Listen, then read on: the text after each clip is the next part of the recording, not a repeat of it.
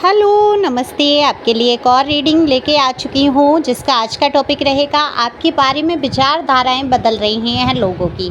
तो क्या विचारधाराएँ बदली हैं पहले से, अब लोग आपके बारे में क्या सोच रहे हैं, यही सब देखेंगे टैरो कार्ड के माध्यम से। और ये जनरल रीडिंग है, ओके, मेल फीमेल दोनों के लिए। तो जल्दी से रीडिंग शुरू करते हैं। कार्ड मैंने पहले ही शफल कर लिए हैं। अगर किसी को बहुत आवश्यकता हो पर्सनल रीडिंग की, तो दिए हुए नंबर पे संपर्क कर सकते हैं। देखिए, पर्सनल रीडिंग जो है फ्री नहीं है। आपकी एनर्जी पिक करने की एक निश्चित फीस होती है। हाँ, उसमें आप अनलिमिटेड क्वेश्चन पूछ सकते हैं, अपने पूरे जीवन की कहानी भी जान सकते हैं, कई चीज़ें आप पता कर सकते हैं, लेकिन जो है फ़ीस आपको देनी ही वहाँ पर पड़ती है। तो आप डिसाइड करके और व्हाट्सएप पे मैसेज करके मुझसे बात कर सकते हैं। लेकिन ये बिल्कुल बातें नहीं होंगी कि कम फ़ीस कर लीजिए या मेरे पास पैसे नहीं हैं। आप सभी जानते हैं कि एनर्जी की एक निश्चित फ़ीस होती है, तो वो है, उसमें रेमेडी आपको फ्री मिल जाती हैं। जो रेमेडी बताई जाती हैं, ओके, उसके लिए अलग से चार्ज नहीं लगता है। तो जैसे कि मैंने बोला, कार्ड पहले ही शफल कर लिए हैं। तो देखो, लोग जो हैं उनका नज़रिया बहुत कुछ बदल चुका है आपके प्रति जैसा वो सोचते थे, अब वो आपको अलग दृष्टि से देखते हुए नज़र आ रहे हैं।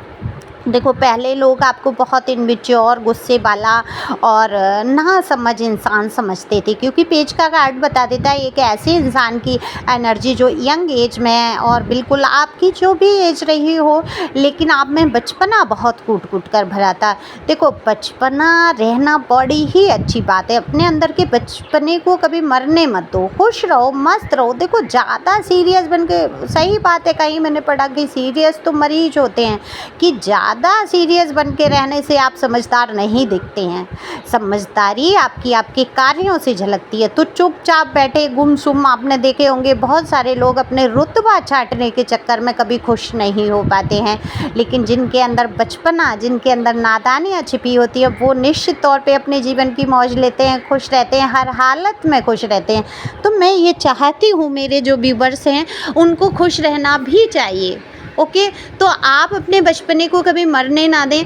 लोग क्या सोचते हैं उससे कोई फ़र्क नहीं पड़ता। तो लोग आपको नादान और एक बचकानी हरकत करने वाला इंसान समझ लेते थे। जैसे आप मिलते थे, हंसी मजाक करना और लोगों में उठना बैठना, बहुत जल्दी विश्वास कर लेना। दिल के आप इतने साफ़ हैं, आप हर इंसान को अपने तरीके से देखते हैं, जिस तरीके से आप साफ़ सुथरा सोचते हैं, किसी का बुरा नहीं चाहते हैं।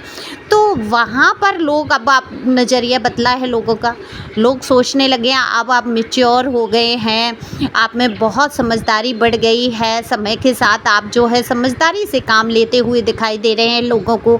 आप अब आसानी से भरोसा नहीं करते। देखो, भरोसा करने की आपने कीमत तो बहुत ही ज़्यादा चुकाई है जीवन में। यहाँ पर जिसका आपने भरोसा किया है, अच्छी खासी कीमत आपको चुकानी पड़ चुकी है। कहीं ना कहीं इस भरोसे के कारण आपने अपने जीवन के कई कीमती साल, या मैं ये कहूँगी आधा जीवन आपने अपना गंवा दिया। तो अब जब इतनी ठोकर किसी इंसान को लग जाती है जीवन के, तो फूक फूक के तो कदम रखता ही है। तो आप फूक फूक कर रख रहे हैं कदम। देखो, ये जनरल रीडिंग होती है, ज़रूरी नहीं है आपसे 100% रेजोनेट हो। जितनी आपसे रेजोनेट होती है वो आपके लिए।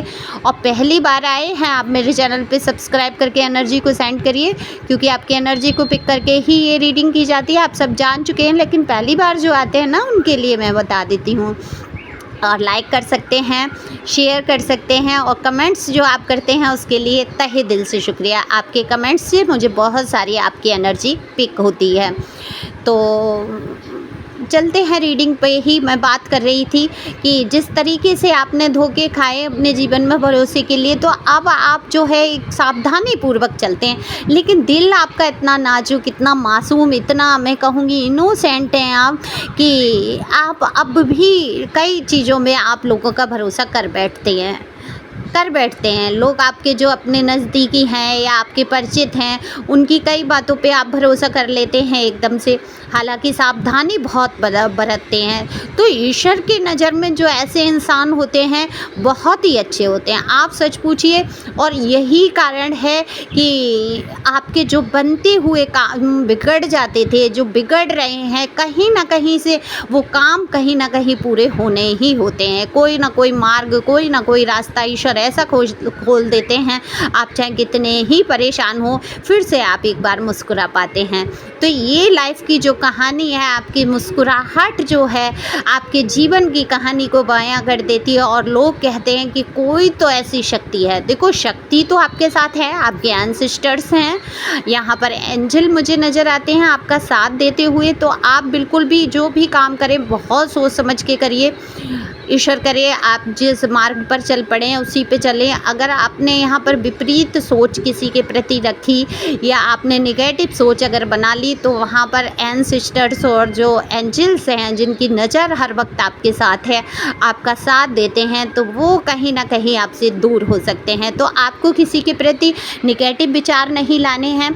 और आपके प्रति अगर कोई लेके आता है तो वहाँ पर दंड देने के लिए या आपकी सुरक्षा करने के लिए आपके एंसेस्टर्स हैं। तो यहाँ पर बिल्कुल आपके साथ कोई दिव्य शक्ति है, और जिसको कि लोग भी महसूस कर रहे हैं कि आप बेहद बुरी वक्त से गुजरने के बावजूद भी कहीं ना कहीं अपना मुकाम हासिल करने में सफल हो जाते हैं, या आपके काम जो बिगड़ते हैं वो कहीं ना कहीं बनते हुए लोगों को नज़र आते हैं। हालांकि आपके जीवन में कष्ट बहुत मुझे यहाँ लग रहे हैं, दिख रहे हैं, दुख तकलीफ़ें हैं, आप गुजर रहे हैं, अभी पूरी तरीके से उभरे नहीं हैं उन दुखों से। लेकिन धीरे धीरे देखो, दुख दुख कहते रहेंगे, मैं हर वीडियो में लगभग बताती हूँ, ज़्यादातर दुख दुख दुख कहते रहेंगे तो दुख आने हैं। अगर हम सुख सुख कहेंगे तो हमारे जीवन में सुख ही आने हैं, क्योंकि यूनिवर्स में जो है हमारी एनर्जी जाती है। अगर हम हर वक्त दुखी रहेंगे तो यूनिवर्स तक तरंगें कौन सी जाएंगी, वो ही निगेटिव वाली। तो ईश्वर की तरफ आपको मैसेज कैसे भेजना है, अपनी तरंगों को, मन की भाषा को कैसे भेजना है, खुश रहकर। तो हर परिस्थिति में कोशिश करिए कि आप खुश रह पाएँ। देखो, शुरू में अभ्यास करने की ज़रूरत है, झूठा नाटक ही करिए, धीरे धीरे आपके अभ्यास में आ जाएगा, आप खुश रहने लगेंगे। आपको कोई बात मतलब दृष्टा बन के देखो ना, संसार को एक फिल्म की तरह देखो ना। आप इसमें कुछ कर नहीं सकते, सुधार कर नहीं सकते, इस फिल्म का एंड आप लिख नहीं सकते, एंड तो परमात्मा के हाथ में है। तो इस कहानी का एंड जो कुछ होगा आप दृष्टा बन के देखिए और खुश रहिए हर परिस्थिति में। मैं यही कहती हूँ, सबसे कामना करती हूँ कि आप लोग हर परिस्थिति का डट के मुकाबला करेंगे। तो विचारधाराएं बदली हैं लोगों की, यही कि आप में जो है पहले से बहुत ज़्यादा मैच्योरिटी और आत्मसम्मान के प्रति आप लड़ सकते हैं, जूझ सकते हैं, आप भूखे रह सकते हैं, लेकिन अपने आप को गिरा नहीं सकते हैं। आप टूट सकते हैं, बिखर सकते हैं, लेकिन अपनी इमेज, अपनी इज्जत को कहीं ख़त्म नहीं होने देते हैं।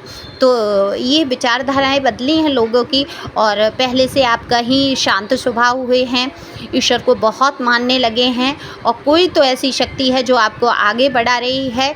ये सबसे बड़ी बात लोगों को लगती है कि किस प्रकार से आपने अपने अंदर परिवर्तन किया है, ये काबिले तारीफ़ है। तो लोग इसकी तारीफ़ भी करते हैं, आपके बारे में कई चर्चाएं होती नज़र आती हैं।